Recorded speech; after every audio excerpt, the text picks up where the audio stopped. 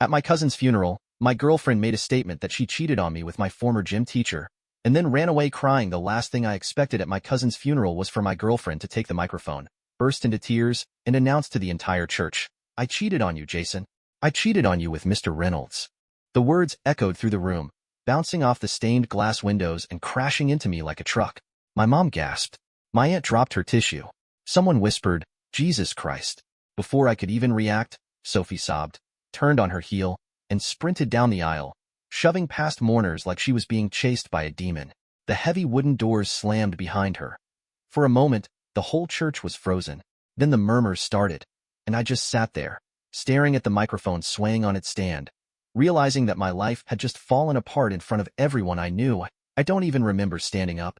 One second, I was sitting there, feeling my soul leave my body, and the next, I was pushing through the heavy church doors, my face burning like it had caught fire. Outside, the cold air slapped me, but it didn't help. My brain was short-circuiting, replaying what just happened on an endless, torturous loop. Sophie. A funeral. Mr. Reynolds. What the hell? That I barely processed my mom hissing my name behind me, her voice laced with panic.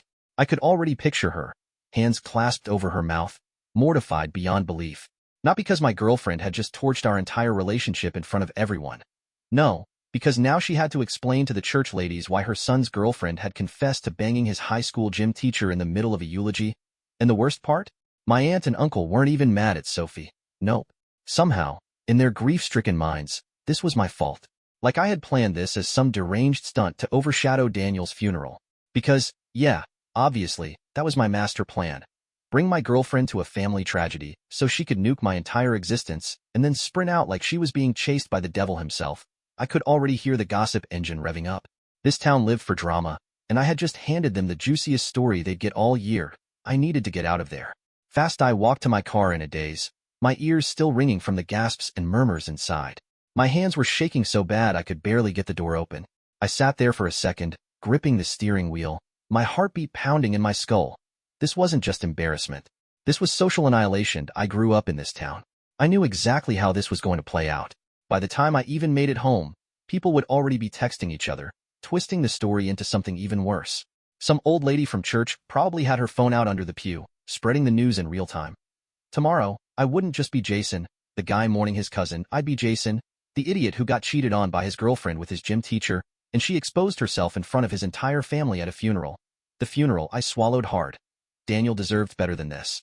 The whole day was supposed to be about him, about saying goodbye. And instead, my personal life just got detonated in the middle of the service like a bomb. And what made it worse? People weren't mad at Sophie. They were mad at me. Like I had somehow allowed this to happen.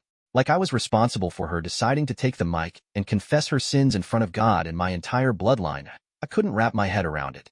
How was I supposed to explain to my aunt and uncle that I had zero clue Sophie was about to publicly implode? That I was just as blindsided as them? Not that it mattered. Once you're the villain in a small town, you stay the villain. I needed a second to breathe, to process, to figure out what the hell I was supposed to do next. I turned the key in the ignition and pulled out of the parking lot, fully aware that I had just abandoned my own cousin's funeral. But at that point, staying would have been worse. There was no saving my dignity. I didn't go straight home. Driving aimlessly felt like the only option. My hands were still shaking on the wheel, my mind running in circles trying to process what had just happened. Every time I thought about Sophie standing at that microphone, announcing her affair like some kind of dramatic confession, my stomach twisted. I pulled into a gas station parking lot, hoping the silence would help me think. It didn't. My phone buzzed nonstop, calls, texts, notifications stacking up by the second. My family group chats had exploded, and based on the sheer number of messages, it was obvious people weren't just talking about the funeral anymore. They were talking about me. Sitting there, staring at the dashboard, I realized there was no escaping this. The whole town would know by morning. My reputation wasn't just damaged, it was destroyed. The weight of everything, the loss of my cousin, the betrayal, the public humiliation, pressed down on me all at once. I gripped the steering wheel until my knuckles went white, breathing through the wave of frustration clawing at my chest. There was no fixing this, no taking it back. I had been the main event at a funeral, and now I had to live with the fallout. After a while, I started driving again, no real destination in mind. My brain refused to shut off. How long had this been going on? Had Sophie cheated the whole time we were together? The idea of her with Mr. Reynolds made my skin crawl. He had been nothing more than a washed-up gym teacher when I was in high school, the type of guy who spent more time talking about his glory days than actually coaching. And now, somehow, he had wormed his way into my life again in the worst way possible. The thought of running into either of them, Sophie or Reynolds, sent a surge of anger through me. In a town this small, it was inevitable. Eventually, I'd walk into a store or a gas station and see one of them. And when that happened, I had no idea what Idomi gas tank was running low. So I finally stopped at a small diner on the outskirts of town. It was nearly empty, the kind of place where the staff didn't ask questions. I slid into a booth in the back, hoping for just a second to breathe. But even here, I wasn't safe. Two women sat a few booths over, whispering in hushed tones. Every few seconds, one of them glanced in my direction. They weren't being subtle. They recognized me. My stomach sank. It had begun. The story was already spreading. I stared down at the table, barely touching the coffee a waitress had placed in front of me. The voices around me felt too loud, like the whole world had suddenly turned its focus on me. And for the first time, I realized that no matter where I went, I wouldn't be able to outrun this. I sat in the diner for nearly an hour, staring at the cold coffee in front of me, but no amount of time was going to change what had happened. The reality was settling in. There was no escaping this. The whispers, the looks, the sideways glances.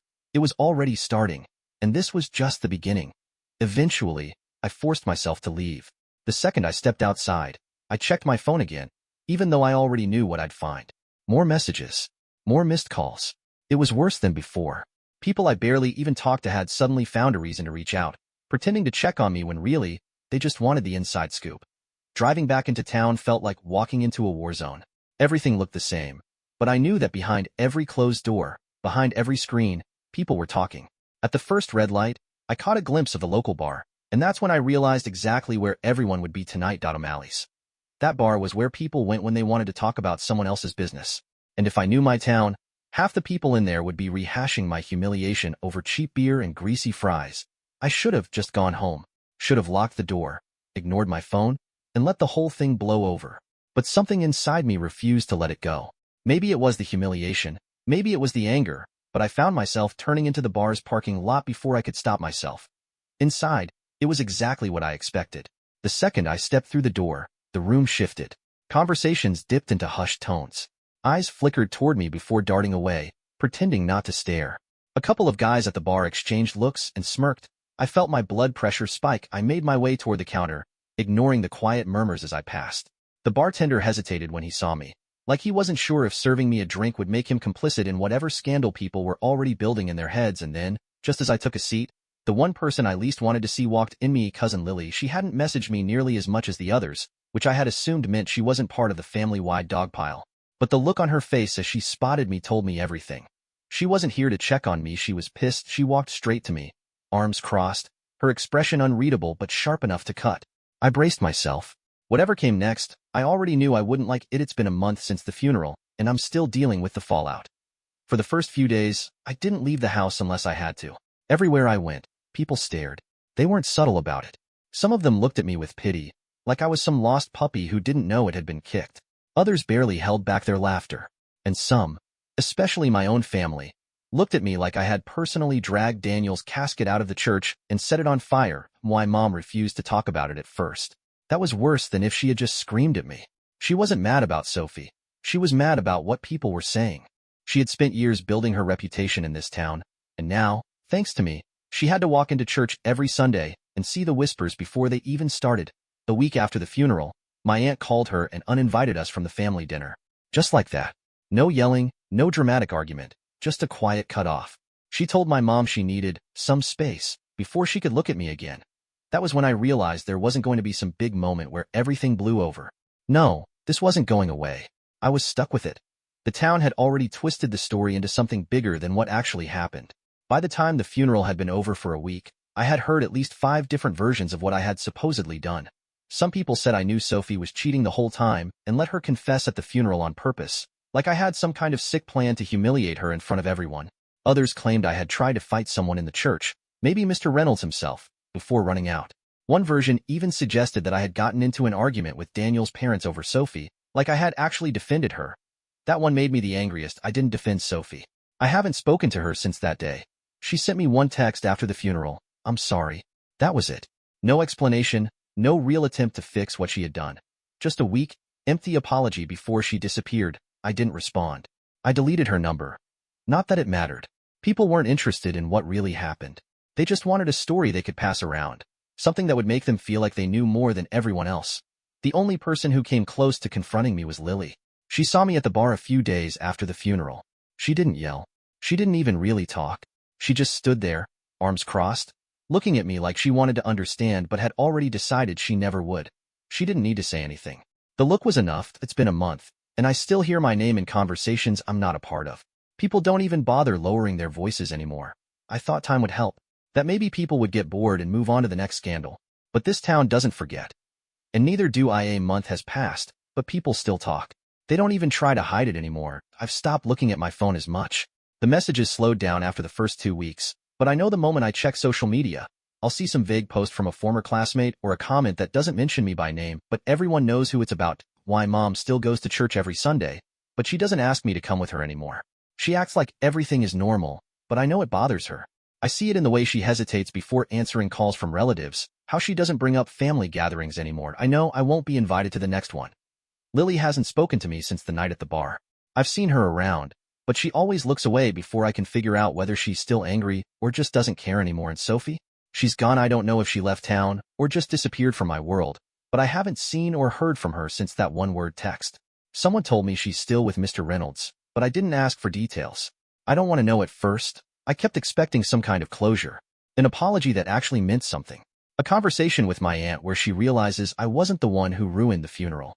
A moment where I walk into town and nobody cares anymore, but that moment never came. Instead, I learned something else. When a town like this decides who you are, you don't get to change their minds. I am not just Jason anymore. I'm the guy whose girlfriend ruined his cousin's funeral. And in 10 years, when people bring up Daniel, someone will still mention that day. I don't know if I'll ever live it down. Maybe the only way to escape it is to leave. Maybe, someday, I'll pack up and move somewhere where no one knows my name, but for now, I just keep going because what else can I do?